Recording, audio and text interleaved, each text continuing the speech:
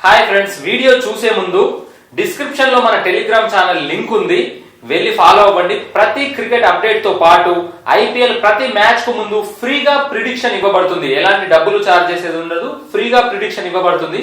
Please దయచేసి follow అవ్వండి. Thank you. అందరూ ఐపీఎల్ కెప్టెన్స్ వచ్చేసారా? బీసీసీఐ మీ అందరి బాధ్యత నాకే అప్పగించింది. అంటే ఇప్పుడు ఐపీఎల్ మొత్తం నీ ఆధ్వర్యంలోనే జరుగుతుందా? ఓహో, దీనికి నేను ఒప్పుకోను ధోని అన్న. మా ముంబై టీంను నేనే చూసుకుంటా. కెప్టెన్సీ కోసం రోహిత్ అనేనే పక్కకు నెట్టేసిన.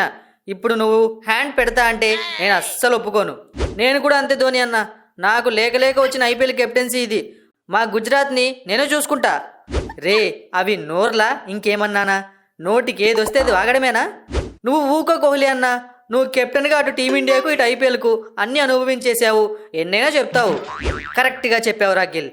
మేము మొన్ననే కెప్టెన్ అయిన వాళ్ళం. మాకు కొన్ని కోరికలు సరదాలు ఉంటాయి. మీ సరదాలకు మీ కెప్టెన్సీకి ఎవ్వరూ అడ్డు రావడం లేదురా బాబు.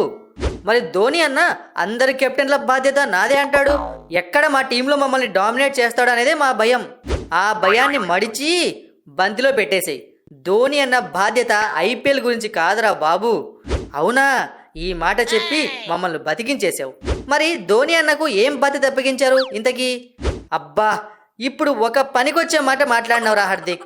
ఐపీఎల్ కెప్టెన్స్ అందరినీ అయోధ్య తీసుకెళ్లి దగ్గరుండి రాముడి దర్శనం చేయించి క్షేమంగా మిమ్మల్ని తిరిగి తీసుకొచ్చే బాధ్యత ధోని అన్న తీసుకున్నాడు.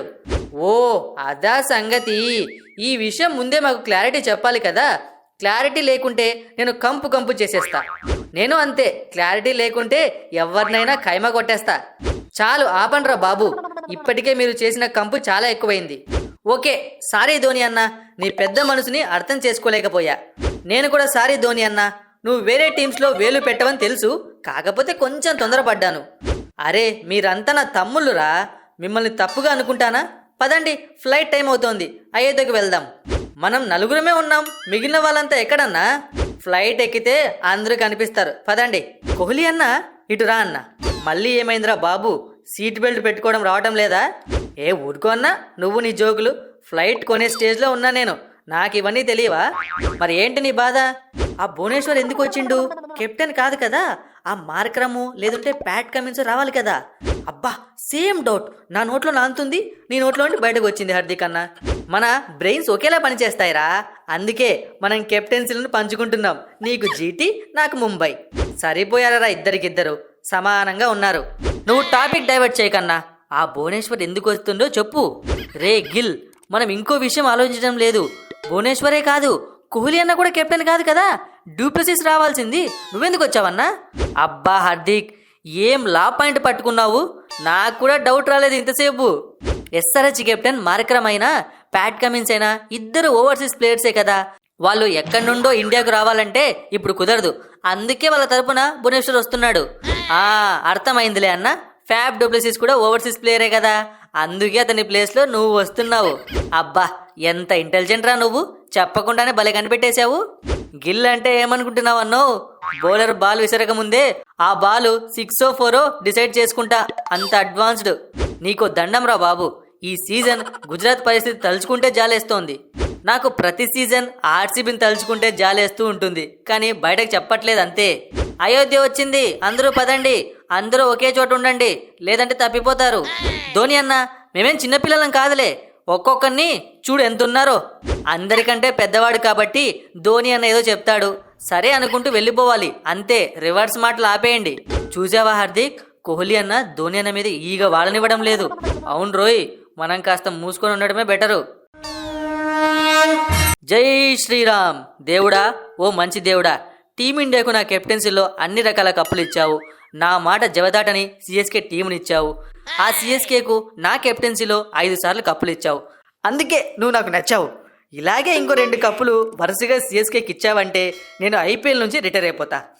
ధోని, ప్రతి ఐపీఎల్కు ముందు ఇలాగే చెప్తున్నావు. ఐపీఎల్ అయిపోగానే తూచ్ నేను ఇప్పుడే రిటైర్ అవ్వట్లేదు అని మాట మార్చేస్తున్నావు. నా దగ్గర కూడా ఇలాగే మాట మార్చేయవు కదా. లేదు దేవుడా, 2 కప్పులు ఇచ్చేసాయి. నీకిచ్చిన మాట మీద నిలబడతా. అలాగే నా ఆశీస్సులు సిఎస్కే టీంకు మెండుగా ఉంటాయి. మీ కష్టం మీరు పడండి, రిజల్ట్ దేవుడికి, అంటే నాకు వదిలేయండి. ధన్యవాదాలు. జై శ్రీరామ్. జై శ్రీరామ్. శ్రీరామ, నా బాధ ఎవరికి చెప్పుకోవాలి? రికార్డులు రారాజుగా పేరైతే తెచ్చుకున్నాను, కానీ నా జీవితంలో ఒకే ఒక్క లోటు, ఆర్సీబీకి ఒక్క కప్పు కూడా రాలేదు. దయచేసి ఒక్క కప్పు మాతో కొట్టించు స్వామి. కాలినడకన బెంగళూరు నుండి అయోధ్యకు వచ్చి నీ దర్శనం చేసుకుంటా. అంత శ్రమ నీకెందుకు కోహ్లీ? ఆ నలుగురే సినిమా చూసి టీంలో నలుగురే ఆడాలి అని డిసైడ్ అయినట్టున్నారు మీ టీం మెంబర్స్. అలా కాకుండా 11 మంది ఎప్పుడైతే బాగా ఆడుతారో అప్పుడు కప్పు మీదే కోహ్లీ.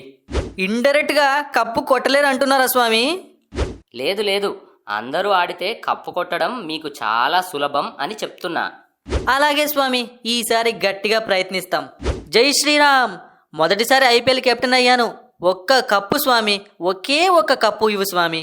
దెబ్బకు ఐపీఎల్ చరిత్రలో ఎంట్రీతోనే కప్పు కొట్టిన కెప్టెన్గా నా పేరు నిలిచిపోవాలి. ఈ మధ్యన నీ హిట్టింగ్ కాస్త తగ్గింది గిల్లు. కెప్టెన్సీ మీదే కాకుండా నీ ఆట మీద కూడా ఫోకస్ పెట్టు. నీ బ్యాటింగే నీకు శ్రీరామ రక్ష. అదే నిన్ను ఇంకా ఇంకా ఎదిగేలా చేస్తుంది. గుజరాత్ టీం అలా స్టార్ట్ చేశారు, ఇలా కప్పు కొట్టించేశా. ఇప్పుడు కెప్టెన్గా ముంబైలో అడుగు పెట్టా.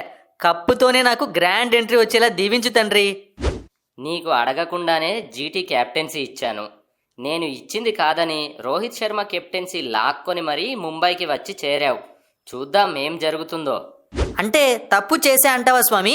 తప్పేదో ఒప్పేదో ఈ ఐపీఎల్ ముగిసేసరికి నీకే బోధపడుతుంది హార్దిక్. జై శ్రీరామ్. దేవుడా, మా లక్నో సూపర్ జైంట్స్ ఒక్క కప్పు కూడా కొట్టలేదు. కాస్త ఈసారైనా ఆ ప్లే ఆఫ్స్ దాటి కప్పు కొట్టేలా దీవించు. మీకు కప్పు కొట్టే సత్తా ఉంది. లీగ్ మ్యాచ్లు బాగా ఆడి నాకౌట్స్లో చేతులెత్తేస్తున్నారు. ఈ విషయంలో కాస్త జాగ్రత్తగా ఉంటే కప్పు మీదే. జై శ్రీరామ్. దేవుడా, మహా అయితే ఈ ఒక్క సీజనే ఆడతాను కావచ్చు. ఏజ్ అయిపోతోంది. ఎక్కడికి వెళ్ళినా ఎప్పుడు రిటైర్ అవుతావని అడుగుతున్నారు. మా పంజాబ్కి ఒక కప్పు ఇచ్చావంటే వెంటనే రిటైర్ అయిపోతా. రిటైర్మెంట్ గురించి అంత తొందరెందుకు శిఖర్? ఒంట్లో ఓపికన్నంత వరకు క్రికెట్ ఆడుతూనే ఉండు. అంటే ఇప్పట్లో కప్పు కొట్టేంత సీన్ లేదని ఇండైరెక్ట్గా చెప్తున్నావా స్వామి? No comments. జై శ్రీరామ్. దేవుడా, నేను బచ్చాగాడిలాగా ఉన్నప్పుడు ఎప్పుడో మా ఎస్ఆర్హెచ్ కప్పు కొట్టింది. ఆ తర్వాత కనీసం నాకౌట్స్ దాకా వెళ్ళినట్టు కూడా లేదు. ఈసారైనా మాతో కప్పు కొట్టించుకున్నా కనీసం రన్నర్ అయ్యేలా దీవించు స్వామి. నీ కోరికలో న్యాయం ఉంది భువి. కొత్త కెప్టెన్సీలో మీరు దూసుకెళ్లే అవకాశాలు మెండుగా కనిపిస్తున్నాయి. ధన్యవాదాలు స్వామి. జై శ్రీరామ్. దేవుడా, సెహ్వాగ్ నుండి నా దాకా మా ఢిల్లీకి కెప్టెన్లు మారిన కప్పు మాత్రం అందని ద్రాక్షలాగే ఉంది. ఈసారైనా కాస్త కనికరిస్తే బాగుంటుంది. కెప్టెన్లు మారితే కప్పులు రావు రిషబ్. ఆట తీరు మారితే వస్తుంది కప్పు. జై శ్రీరామ్. దేవుడా, మా కోల్కతా నైట్ రైడర్స్ మీద నీ దయ బాగానే ఉంది. ఇప్పటికే 2 కప్పులు ఇచ్చావు. నా కెప్టెన్సీలో నాకు కూడా ఒక కప్పు ఇస్తే బాగుంటుంది. మీరు కప్పు కొట్టి చాలా సంవత్సరాలు అవుతుంది. అసలు మీరు కప్పు కొట్టిన విషయాన్నే నేను మర్చిపోయాను. గట్టిగా ట్రై చేయండి. నా ఆశీస్సులు ఎప్పుడూ ఉంటాయి. జై శ్రీరామ్. ఐపీఎల్ స్టార్ట్ అయిన మొదటి కప్పు మేము కొట్టినాం. అంతే, అదే మొదటి చివరి కప్పు. ఈసారి కాస్త మా మీద దయ చూపండి స్వామి. మీరు ఆరంభం అదరగొట్టి ఆ తర్వాత బెదరగొట్టారు. అందుకే కప్పు మీకు దక్కడం లేదు. మీ ప్రయత్నం మీరు చేయండి. సరే, ఉంటాను స్వామి. ఇప్పుడు వెళ్ళి ఐపీఎల్ ముగిశాక మళ్ళీ వస్తాం. వెళ్ళండి వెళ్ళండి. వామ్మో, 10 మంది వచ్చి ఒకే వస్తువు అందరికీ కావాలంటే నేనేం చేయగలను? ఎవరికి రాసుంటే వారికే వస్తుంది కప్పు.